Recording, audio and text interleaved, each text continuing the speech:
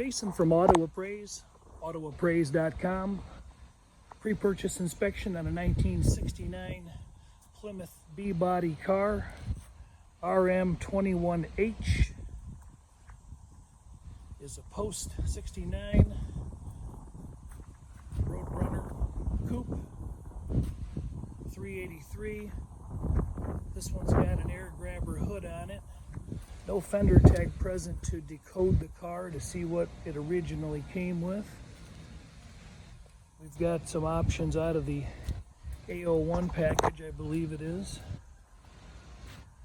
It's a power steering, no power brakes vehicle. Aftermarket 15-inch magnums on it with BFGs, excellent tread remaining, 2017 date codes, but they look good, no dry cracking that I can see. Body work came out nice. Represented as an original B7 blue car, and I found some blue underneath the car as I was doing the underbody inspection. Got a couple screws in place there with an emblem missing.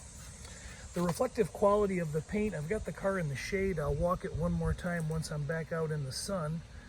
The reflective quality is nice. The metallic flowed out nicely. Just a slight bit of modeling down low on the lip edge of this quarter, but very difficult to discern right in here. Color match looks good. There's a few very small little stone specks and a few nicks, chips, contaminations present. I've got over 300 photos captured of the vehicle, and to save time on the video, I won't go through every single stone speck and or chip or flaw. Overall reflective quality is really nice. Large bold print can be read in my shirt from, I'm at least 2 feet away. Can you see that? Anyway, it presents nicely.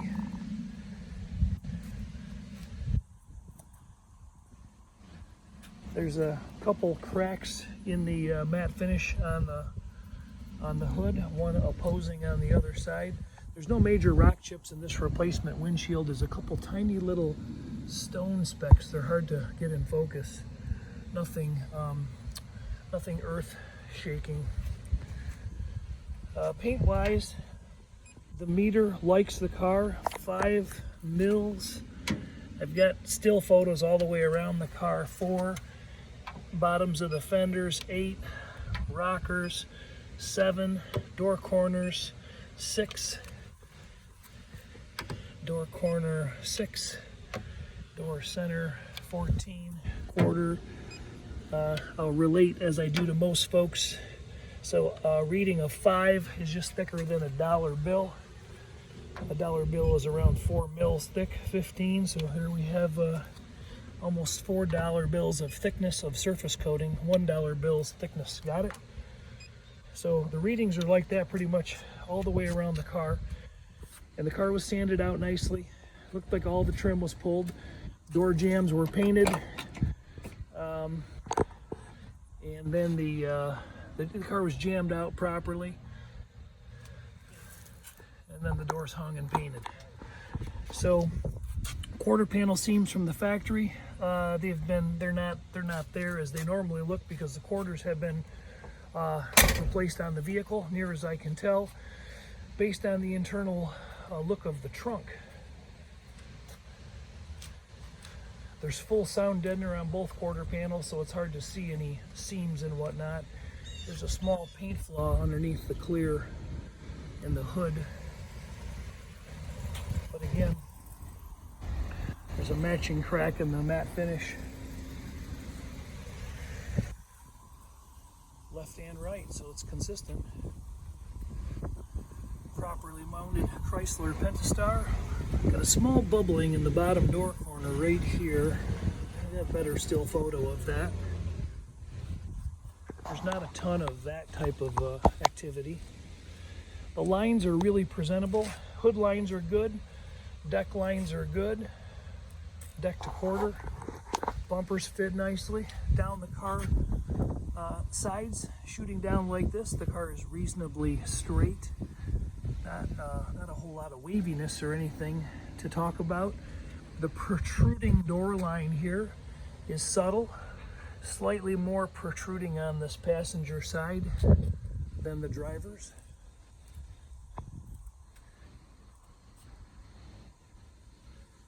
But again, good reflective quality, and it's a good looking driver. Flaws are fairly small, fairly insignificant.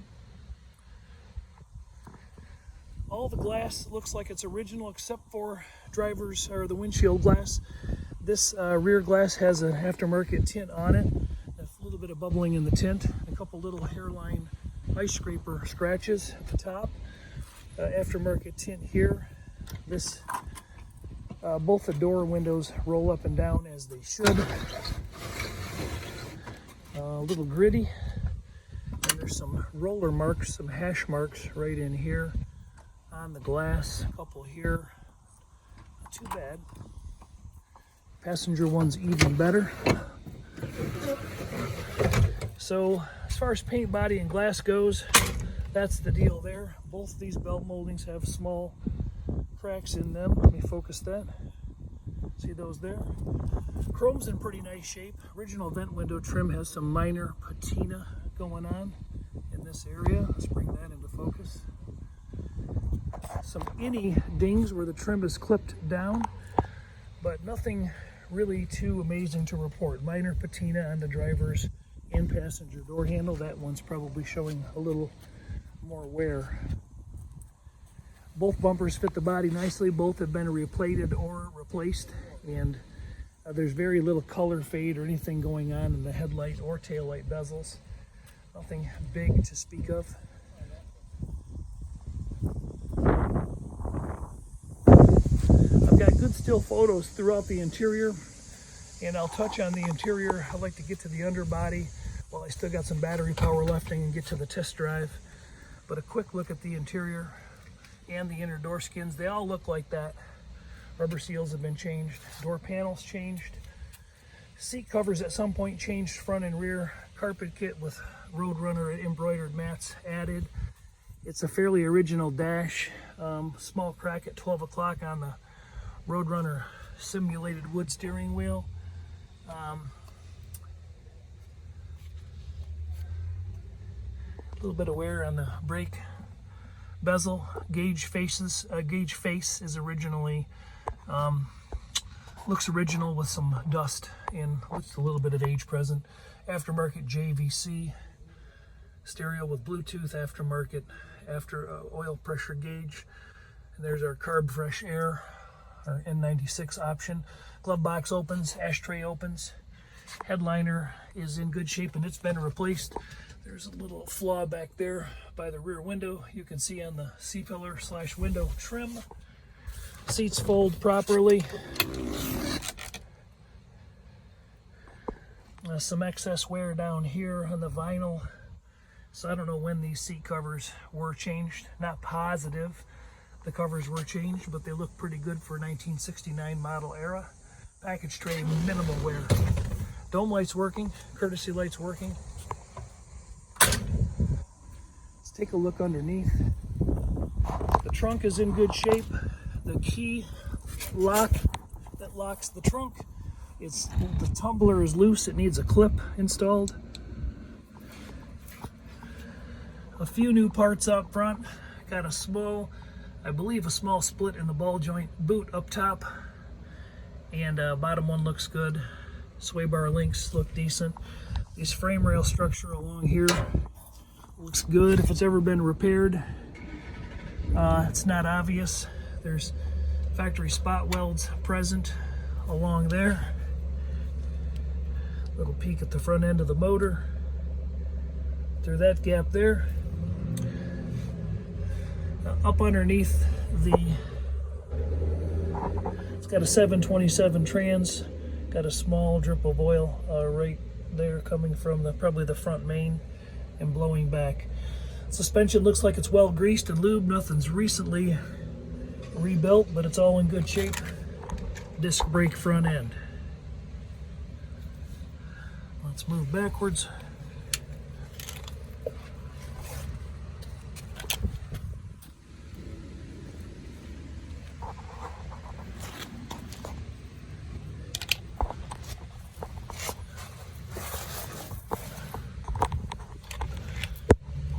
All along the pinch weld here, the inner and outer rocker structure, that looks nice.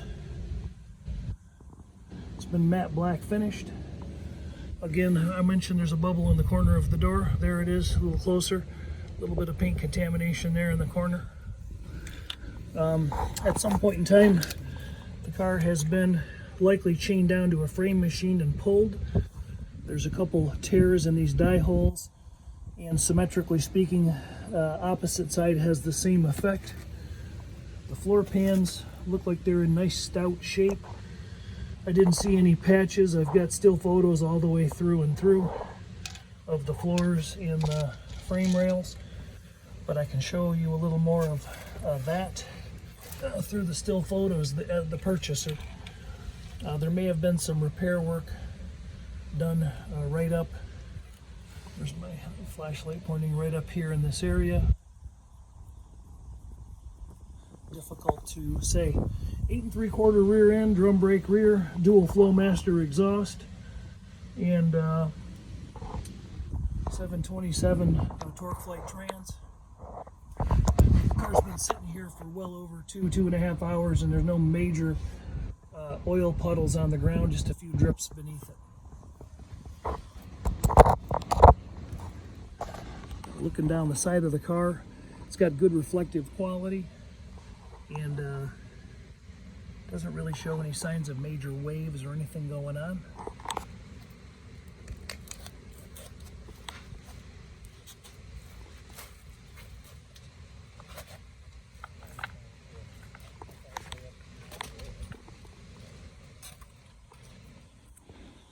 The ignition key works properly in the ignition tumbler and in the left door.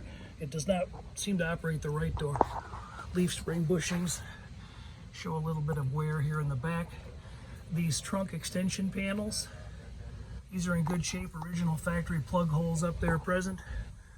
A small tear in this die hole, and then coming over here we have a little elongation here in this die hole. So at some point in time there was some repair work done, and that may explain why the VIN number stamp on the core support is different from the VIN stamp on the dash. The core support stamp ends in 400, ends in 400. You can see a little bit of the seam work on the quarter panels there inside the bumper.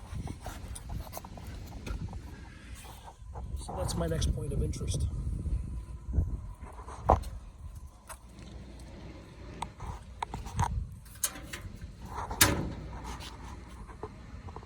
Hold that for a second. Gotcha. Look at that, isn't that convenient? Mm-hmm. Let's go ahead and film me here. Film you? Yeah, I mean, just actually just showing that the transmission fluid, it's reasonably pink. It smells good. Doesn't smell like it's burnt. And the oil is in pretty good shape.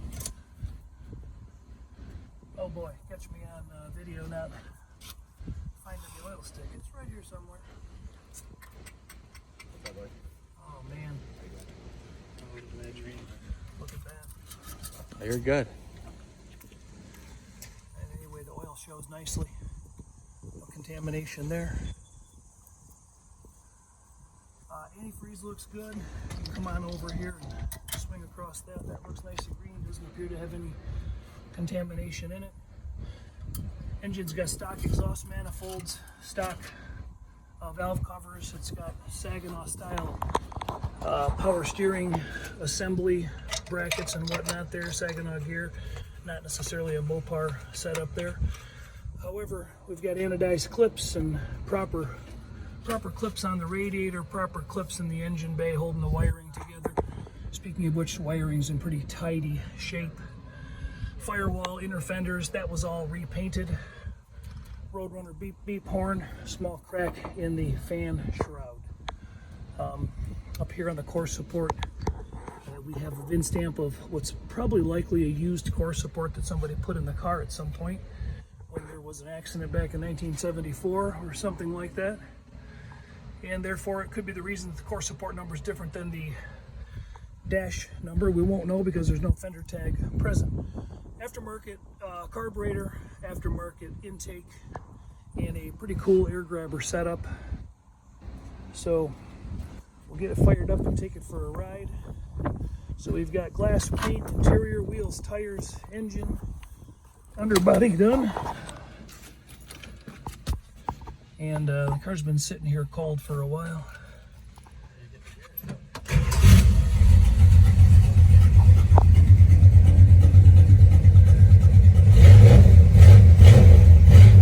Factory tach is not hooked up. Oil pressure's at 25. Gas gauge appears to be working, and we get an alternator gauge.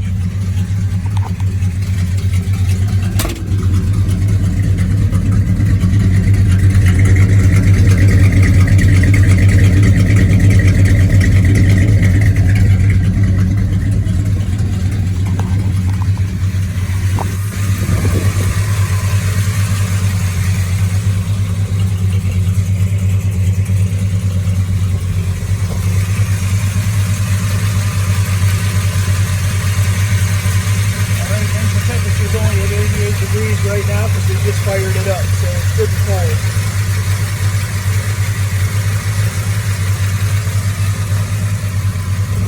Alright, let's get it on the road and take it for a drive. I can't pause this iPhone, so we just got to keep rolling.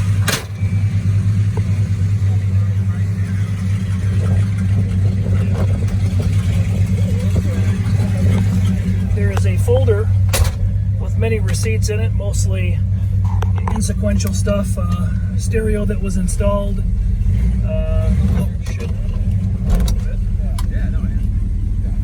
Hey, will you move that flashlight that I probably just ran over?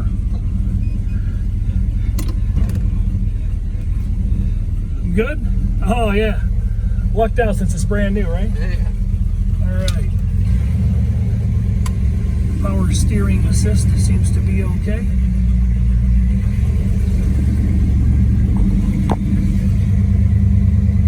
Check the when I get back, I'll check the turn signals, headlights. I'm tapping on the brake right now and I've got a right turn signal illuminating. I got the flasher button on, so speedometer appears to be working. Odometer, let's see, we're at 494.5. We'll see what's happening there.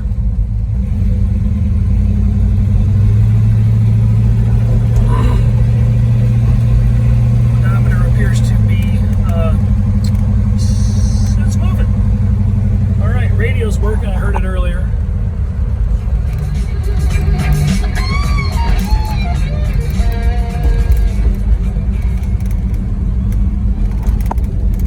Crazy over you. There's our Roadrunner horn.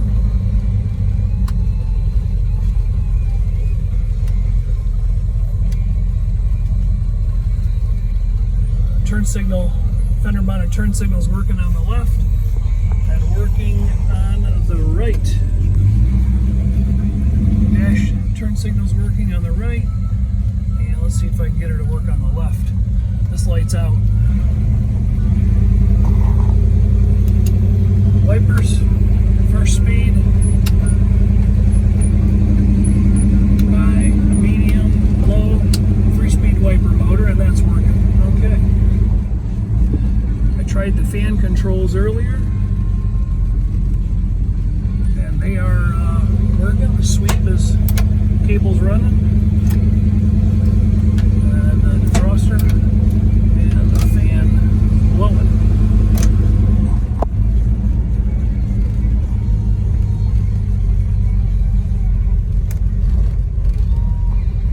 Pedals good and firm, non-power assisted brakes.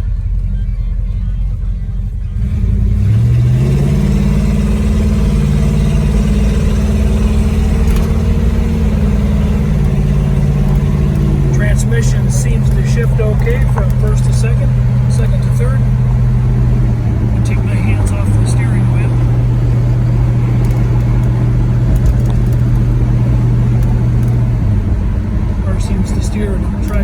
pretty straight. Stamping on the brakes. Not really pulling. Maybe a little bit to the right, but not anything aggressive. Exhaust sounds pretty good.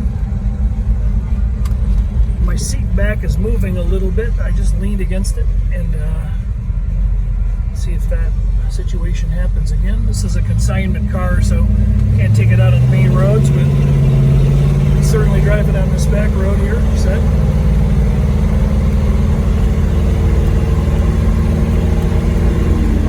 I would say the speedometer is registering a little bit low. It says I'm doing 40 and it feels like I'm doing about 60.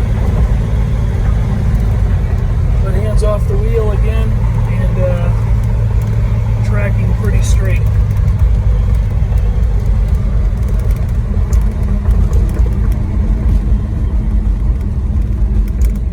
Seems like we've got reasonable stopping power. Get back, I'll open up the trunk and I'll park the car in the sun so we can get a better look around the body as we finish up this. Oops, wrong parking lot. Finish up this video.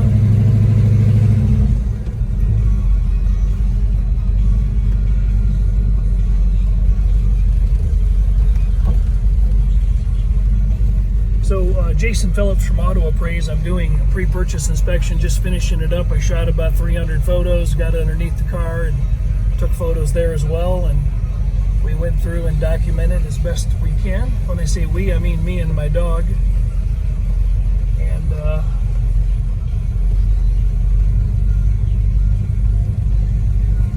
trying to get it figured out, what the car is, what it's not.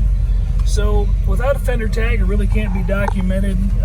It can be documented by VIN, and I don't know if there's any original paperwork on the car, but the original paperwork might document it as an original Roadrunner, and that would be cool. Without a fender tag and with a core support number not being correct, there's always the possibility that either used parts got swapped into it over the days. Certainly it has had a little bit of wreck action at some point in time, who knows when. Or the possibility exists that it was a satellite in its earlier life, and now it's a Roadrunner. So that's a possibility as well.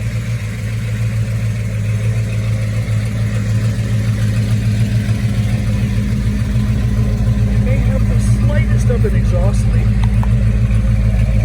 Subtle, if any. Heard a little bit as I walked by. Car's got really good eyeball, I'll tell you that. It looks great. Satellite or Roadrunner, regardless. It's got a pretty clean presentation.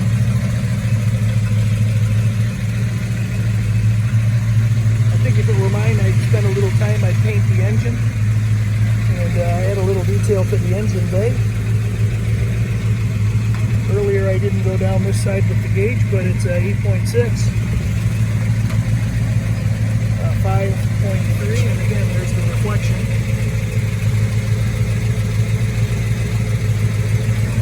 Pretty good.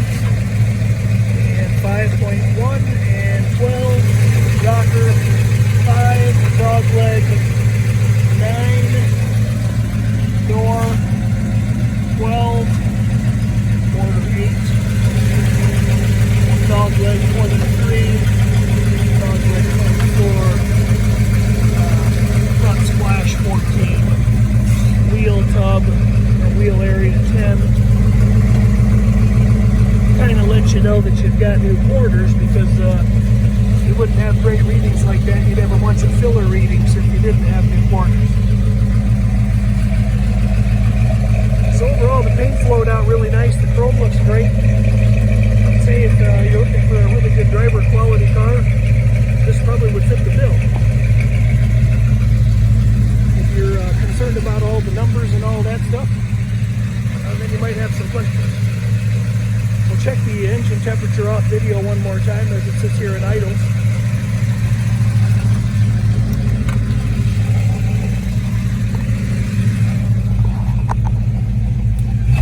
This temp gauge is disconnected, so I'm going to actually jump back on, open it up.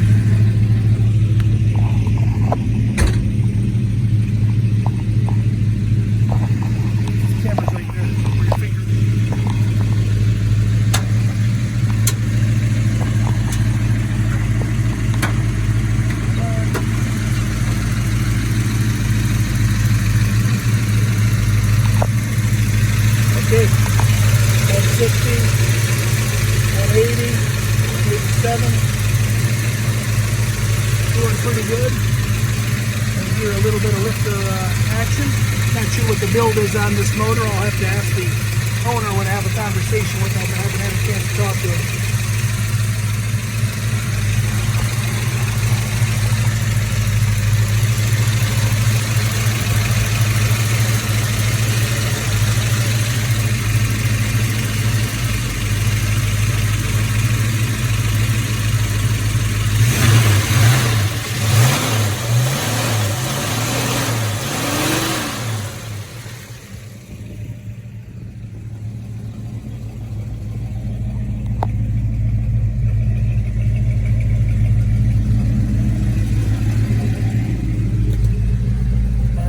Thing we're going to do is take a peek at the trunk. I did not show that on the video. I did note that the clip on this lock is missing. It needs to be installed. That lock is loose, but that is a $3 fix. Newer replacement reproduction mat, old bias spare. Trunk pan is in very nice shape. Extensions sealed off well. A little bit of bump damage there in that rear tub that was hammered out probably years ago. So hard to say what's been done. The whole floor looks like this. It's been sandblasted and painted over.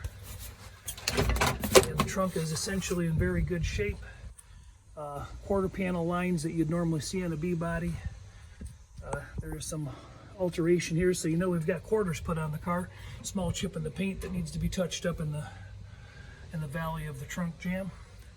Backside of this lip edge is in nice shape. Visible skin overlap is very nice, and the door skin on this side, just like the driver's side door, is in very good shape.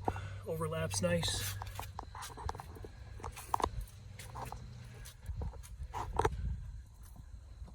So that's about a wrap. Thanks for hanging out. If you're the guy that paid for this video, you're the only guy that's seeing it. If it shows up on the internet later, the car's probably already sold, but it may not be. You can always check. Jason Phillips from Auto Appraise, 810-694-2008. Thanks for hanging out this afternoon.